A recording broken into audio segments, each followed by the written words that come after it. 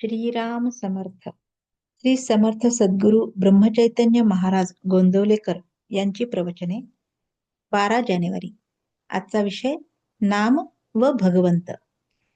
राम राम म्हणून राम कसा भेटेल या विचारण्यात काहीच अर्थ नाही. उलट असे म्हणता येईल की राम राम म्हटल्याशिवाय राम भेटणेच शक्य नाही. व्यवहारातही आपला हाच अनुभव आहे. समजा आपल्याला एका गावाला जायचे आहे म्हणून आपण स्टेशनवर गेलो आणि जिथे जायचे आहे त्याचे सर्व वर्णन केले, पण नाव सांगता आले नाही, तर आपल्याला तिकीट मिळेल का? उलट त्या गावातली माहिती काही नाही, पण नाव ठाऊक आहे, तर आपल्याला तिकीट मिळून तिथे जाता येईल. म्हणजे ठिकाण माहितीचे आहे, पण नाव तेवढेच न आठवले तर काहीही उपयोग होत नाही. यावरून एक गोष्ट स्पष्ट होते की बाकी सर्व केले, पण राम नाही घेतले, नामच नाही घेतले, तर काही उपयोग होत नाही. म्हणून नाम घेणेच जरूर आहे. नामाने भगवंताची प्राप्ती होणार ही खात्री असावी. भगवंताच्या नामाची गरज दोन तऱ्हेने आहे. एक, प्रपंचाचे स्वरूप कळण्यासाठी आणि दुसरी, भगवंताच्या प्राप्तीसाठी.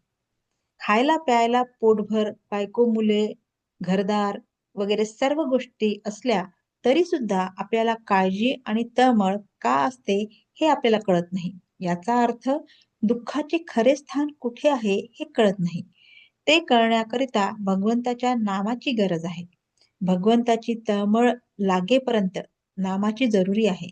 नंतर भगवंता वाचून आपल्याला दुसरा आधार नाही, म्हणून नाम घ्यायला पाहिजे. आणि शेवटी भगवंताच्या दर्शनानंतर नाम सवयीने आपोआप येते. एकूण आरंभापासून शेवटपर्यंत भगवंताचे नामच शिल्लक राहते. जो नामस्मरण करील आणि त्याचे अनुसंधान ठेवील त्याला भगवंताची जिज्ञासा आपोआप उत्पन्न होते. नामाकरिता नाम घ्या की त्यात राम आहे हे कळेल. नाम घेताना जे घडेल ते चांगले आणि आपल्या कल्याणाचे आहे असा भरवसा ठेवा. भगवंताचे नाम हीच सच्चिदानंद स्वरूप सद्वस्तू होय. भगवंताच्या नामात जो स्वतःला विसरला तो खरा जीवन मुक्त होय. जे काय साधायचे ते हेच, बाकीच्या गोष्टी स्वप्नासारख्या समजाव्यात.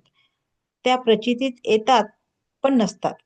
देहाशी असलेले आपले तादात्म्य हे एक प्रकारच्या सवयीने आणि अभ्यासानेच झालेले आहे. याच्या उलट अभ्यास करून भगवंताचे चिंतन केले तर असे आज देहाशी तादात्म्य आहे त्याचप्रमाणे भगवंताशी आपले तादात्म्य होईल. बोधवाक्य.